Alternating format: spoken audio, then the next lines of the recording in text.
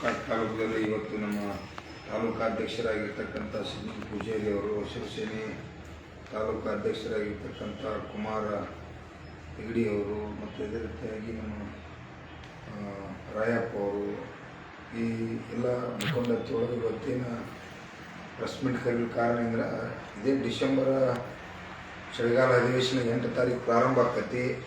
8ನೇ ತಾರೀಕು ಪ್ರಾರಂಭ ಆಗಿರ್ತಕ್ಕಂಥ ಚಳಿಗಾಲ ಅಧಿವೇಶನದಾಗ ನಾವು ಕೂಡ ನಮ್ಮ ಶಶಿಕಾಂತ್ ಗುರೂಜಿಯವರ ನೇತೃತ್ವದಲ್ಲಿ ಇದೇ ಡಿಸೆಂಬರ್ 11ನೇ ತಾರೀಕು ನಾವು ಕೂಡ ಪ್ರತಿಭಟನೆಯನ್ನು ಇಟ್ಕೊಂಡಿದ್ದೀವಿ. ಯಾಕಂದರೆ ಹಲವಾರು ರೈತರ ಜ್ವಲಂತ ಸಮಸ್ಯೆಗಳು ಅದಾವೆ. ಯಾಕಂದರೆ ಇವತ್ತು ಕಬ್ಬು ಬೆಳೆಗಾರ ಸಮಸ್ಯೆ ಉರ್ಲಾಪುರದಲ್ಲಿ ಏನು ಕಾರ್ಖಾನೆಯವರಿಗೆ ನಮಗೆ ಇತ್ತು, ಆ ಕಾರ್ಖಾನೆ ಸಮಸ್ಯೆ ಬಗ್ಗೆ ಇತ್ತು. ಮತ್ತು ಸಮಸ್ಯೆ ಇದಾವೆ. ಇವತ್ತು ಮೆಕ್ಕೆಜೋಳವನ್ನು ಸರ್ಕಾರ ತಾವು ಖರೀದಿ ಕೇಂದ್ರ 24,000 ರೂಪಾಯಿ ಖರೀದಿ ಮಾಡಬೇಕಂತ ಕೇಂದ್ರ ಸರ್ಕಾರ ರಾಜ್ಯ ಸರ್ಕಾರ ಏನು ಒಪ್ಪಿಕೊಂತಾವ ಖರೀದಿ ಕೇಂದ್ರಗಳನ್ನು ಪ್ರಾರಂಭ ಮಾಡ್ತಕ್ಕಂಥದ್ದು. ತಾವು 5 ಕ್ವಿಂಟಲ್ ಅನ್ನುವಂಥದ್ದು ಮೊದಲನೇ ಕಂತ ಹೇಳ್ರಿ, ಅದು ಎಂದೂ ಕೂಡ ರೈತರು ಒಪ್ಪಿಕೊಳ್ಳೋಕೆ ಸಾಧ್ಯ ಇಲ್ಲ. ಆಮೇಲೆ ಈಗ ತಾವು ಅದನ್ನು 25 ಕ್ವಿಂಟಲ್ ಕೂಡ ತರ್ತಕ್ಕಂಥದ್ದಾಗಿತ್ತು. ಇದು 25 ಕ್ವಿಂಟಲ್ ಕೂಡ ಸಾಲುದಿಲ್ಲ. ಯಾಕಂದ್ರೆ ಭಾಗದಾಗ ರೈತರ ಮಿನಿಮಮ್ 2 ಎಕರೆ 3 ಎಕರೆ ಬೆಳೆದಪ್ಪ ಅಂದ್ರೆ ಒಂದು 4 ಎಕರೆ 5 ಎಕರೆ ಬೆಳೀತಕ್ಕಂಥ ಸಾಮಾನ್ಯ ರೈತರು ಕೂಡ ಇವತ್ತು ಹಾವೇರಿ, ಬೆಳಗಾವಿ, ಬಾಗಲಕೋಟೆ ಈ ಸುಮಾರು 7-8 ಜಿಲ್ಲೆ ಒಳಗೆ ಇಡೀ ರಾಜ್ಯದಾಗ ಇವತ್ತು ಮೆಕ್ಕೆಜೋಳವನ್ನು ನಾವು ಜಾಸ್ತಿ ಬೆಳಿತೀವಿ ಕರ್ನಾಟಕದವರು. ಹೀಗಾಗಿ ಮಿನಿಮಮ್ ಇಲ್ಲಪ್ಪ ಅಂದರೂ ಒಂದು 100 ಚೀಲ ಆದರೂ ಸರ್ಕಾರ ಖರೀದಿ ಮಾಡಬೇಕು ಅನ್ನುವಂಥದ್ದನ್ನು ಕರ್ನಾಟಕ ರಾಜ್ಯ ರೈತ ಸಂಘ ಈಗ ರಾಜ್ಯ ಸರ್ಕಾರಕ್ಕೂ ಒತ್ತಾಯ ಮಾಡ್ತೈತಿ. ಒಂದು 100 ಚೀಲ ಆದರೂ ತಗೊಲೇಬೇಕು, ತಾವು ಕಡ್ಡಾಯವಾಗಿ ಆದೇಶ ಮಾಡಬೇಕು. ಏನು 25 ಬಂದರೆ ಅದು ಸಾಲೋದಿಲ್ಲ. ಒಂದು 100 ಚೀಲ ಆದರೂ ಈ ರಾಜ್ಯದ ಮುಖ್ಯಮಂತ್ರಿಯವರು, ನಮ್ಮ ಶಿವಾನಂದ ಪಾಟೀಲ್ ಕೃಷಿ ಮಂತ್ರಿಯವರು, ಕೇಂದ್ರ ಸರ್ಕಾರ ಇರಲಿ, ತಮ್ಮಿಬ್ಬರದು ಜವಾಬ್ದಾರಿ, ಸರ್ಕಾರದ ಜವಾಬ್ದಾರಿ ಇದೆ. ತಕ್ಷಣ ಅದನ್ನು ಖರೀದಿ ಮಾಡ್ತಕ್ಕಂಥದ್ದು ಕೂಡ ಆಗಬೇಕು ಅನ್ನುವಂಥ ಹೋರಾಟ ಕೂಡ ಇವತ್ತು ನಮ್ಮದು ಗಂಭೀರವಾಗಿ ಒತ್ತಾಯ. ಈ ಸದ್ಯದ ಪರಿಸ್ಥಿತಿಯಲ್ಲಿ ಕೂಡ ಸರ್ಕಾರ ಮೇಲೆ ಒತ್ತಾಯ ಇದೆ.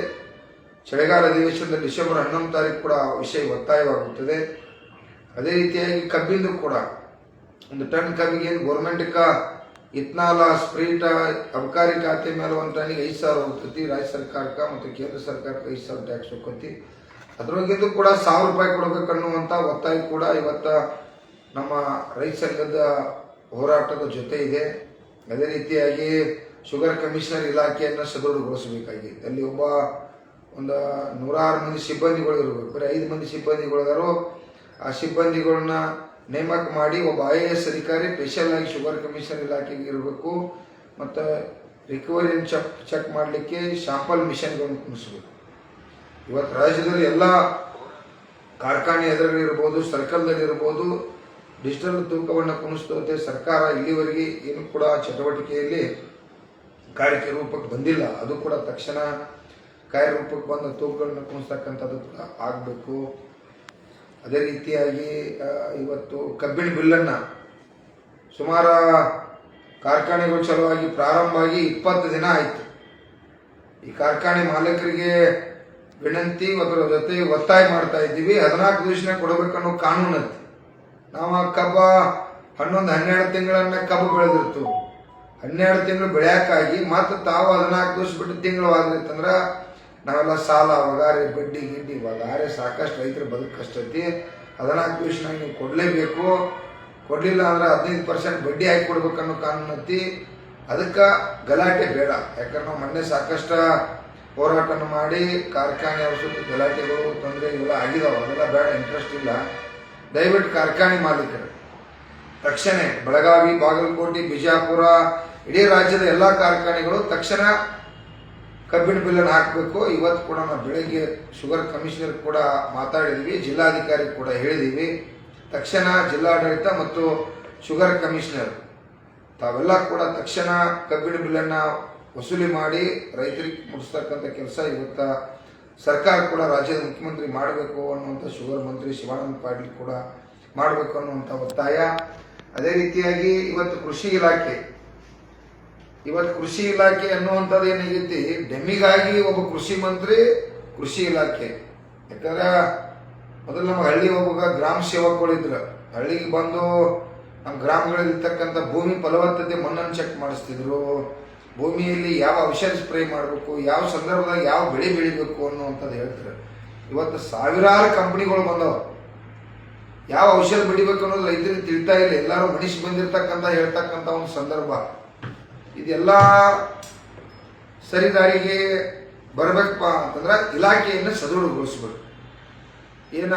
ಇವ್ರದ್ದು ಈಗಾಗಲೇ ರಿಟೈರ್ಡ್ ಆಗಿ ಬಹಳಷ್ಟು ಜನ ಪ್ರಮೋಷನ್ ಆಗಿ ಎಲ್ಲ ಹೋಗಿದ್ದಾರೆ. ಹಿಂದಿನ 5,000 ಸಿಬ್ಬಂದಿ ರಾಜ್ಯದಾಗ ಬೇಕು. ಇವತ್ತು 100-150 ಮಂದಿನ ರಾಜ್ಯದಾಗ ಇವತ್ತ ಸರ್ಕಾರ ಅಧಿಕಾರಿಗಳು ಇಟ್ಕೊಂಡು ಹೆಂಗೆ ಇವತ್ತು ಕೃಷಿ ಇಲಾಖೆಯನ್ನು ನಡೆಸಲಿಕ್ಕೆ ಸಾಧ್ಯ ಐತಿ? ನಮ್ಮ ಜಿಲ್ಲೆ ಒಳಗೆ 25 ಮಂದಿ ಇದಾರ. ಇಲ್ಲೇ ಜಿಲ್ಲೆ ಒಳಗೆ 500 ಮಂದಿ ಸಿಬ್ಬಂದಿ ಬೇಕು. 25 ಮಂದಿ ಇದ್ರ ಇವತ್ತ ರೈತರನ್ನ ಬೆಳೆಗಳನ್ನ ರಕ್ಷಣೆ ಮಾಡ್ಲಿಕ್ಕೆ ಸಾಧ್ಯತೆ, ಭೂಮಿ ರಕ್ಷಣೆ ಮಾಡ್ಲಿಕ್ಕೆ ಸಾಧ್ಯತೆ ಎಂದೂ ಸಾಧ್ಯ ಇಲ್ಲ. ಈ ಸಲ ಅಧಿವೇಶನದಾಗ ರಾಜ್ಯದ ಮುಖ್ಯಮಂತ್ರಿ ಕೂಡ ಕೃಷಿ ಇಲಾಖೆಯನ್ನು ಸದೃಢಗೊಳಿಸಬೇಕು. ತೋಟಗಾರಿಕೆ ಇರಲಿ, ರೇಷ್ಮೆ ಇಲಾಖೆ ಇರಲಿ, ಈ ರಾಜ್ಯದಲ್ಲಿ ಹಲವಾರು 2,50,000 ಹುದ್ದೆಗಳ ಈ ರಾಜ್ಯದಾಗ ಖಾಲಿ ಇದಾವೆ. ಲಕ್ಷಾಂತರ ನಮ್ಮ ರೈತರ ಮಕ್ಕಳು, ಬಡವರ ಮಕ್ಕಳು, ವಿದ್ಯಾರ್ಥಿಗಳು ವಿದ್ಯಾಭ್ಯಾಸಕ್ಕಂತ ಕೋಟ್ಯಾಂತರ ರೂಪಾಯಿ ನಾವು ರೈತರ ಮಕ್ಕಳಿಗೆ ಖರ್ಚು ಮಾಡಿ, ಹಣ ಖರ್ಚು ಮಾಡಿ ಆ ಕುಟುಂಬಗಳು ಇವತ್ತು ಆ ಮಕ್ಕಳ ಬೀದಿ ಒಳಗೆ ಅಡ್ಡಾಡ್ತಕ್ಕಂಥ ಪರಿಸ್ಥಿತಿ ಬದಲತಿ. ಆ 2,50,000 ಹುದ್ದೆಯನ್ನು ರಾಜ್ಯದ ಮುಖ್ಯಮಂತ್ರಿ ಕೂಡ ತುಂಬ್ಕೋಬೇಕು. ನರೇಂದ್ರ ಮೋದಿ ಅವರು ಕೂಡ, ಸಿದ್ದರಾಮಯ್ಯ ನರೇಂದ್ರ ಮೋದಿ ಕೇಂದ್ರ ಸರ್ಕಾರ ಅವರು ಕೂಡ 10 ಲಕ್ಷ ಹುದ್ದೆ ಖಾಲಿ ಇದಾವೆ. ಅವನು ಕೂಡ ಈ ಹುದ್ದೆಗಳನ್ನ ಭರ್ತಿ ಮಾಡ್ಕೊತಕ್ಕಂಥದ್ದು ಆಗ್ಬೇಕು.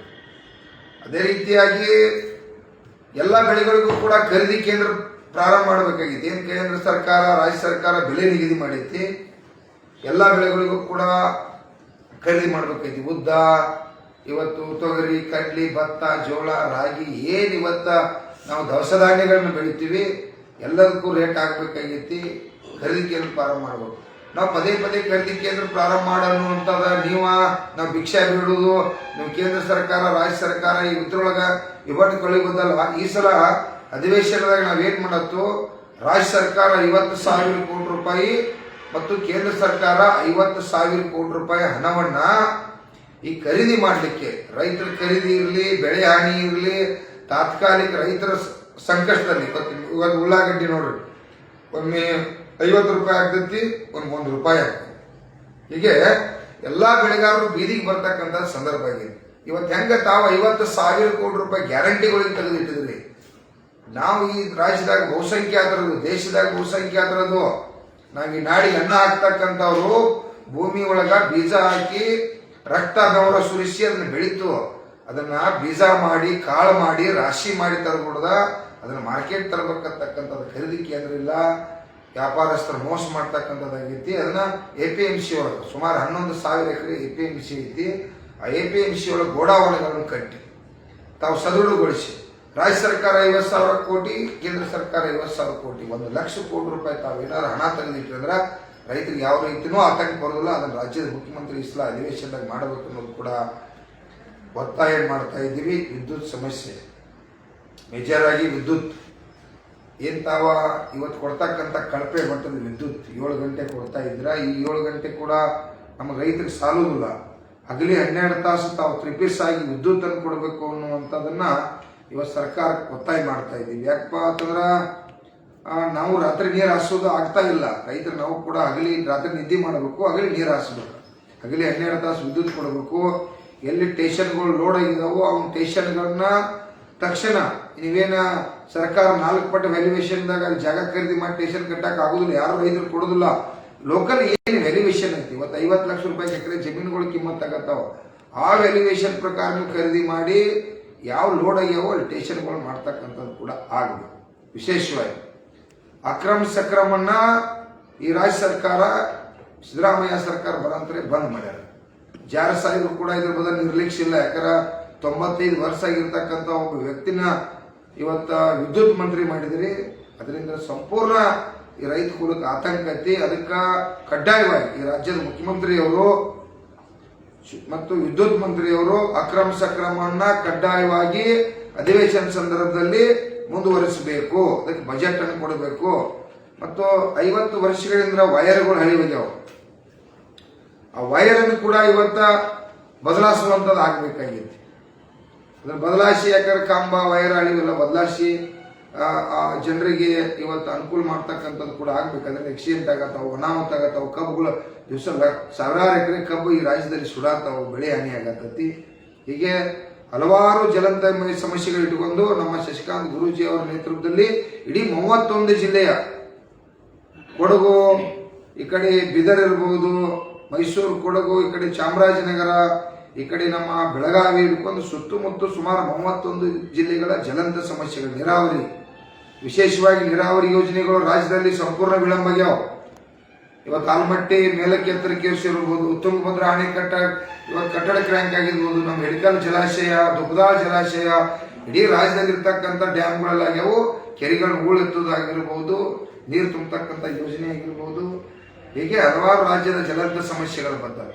ಇವತ್ತು ಕಾಡು ಪ್ರಾಣಿಗಳ ಸುಮಾರು ಕೊಡಗು ಕಡೆ ಚಾಮರಾಜನಗರ, ಮಂಡ್ಯ, ಮೈಸೂರು ಭಾಗದಾಗದು ಇವತ್ತು ಕಾಡು ಪ್ರಾಣಿಗಳಲ್ಲಿ ಸುತ್ತಮುತ್ತ ಇರ್ತಕ್ಕಂಥ ಬೆಳೆ ಬೆಳೆದದನ್ನು ಸಂಪೂರ್ಣ ನಾಶ ಮಾಡ್ತಾವು. ಮತ್ತು ಅಲ್ಲಿರ್ತಕ್ಕಂಥ ರೈತರು ಕೂಡ ಕೆಲವು ಕಾಡು ಪ್ರಾಣಿಗಳ ಸಂಪೂರ್ಣ ಆ ಬೆಳೆಯನ್ನು ನಾಶ ಮಾಡ್ತಾರೋ ಅವ್ರಿಗೂ ಕೂಡ ಪ್ರಾಣಹಾನಿ ಆಗ್ತಕ್ಕಂಥದ್ದಕ್ಕೆ.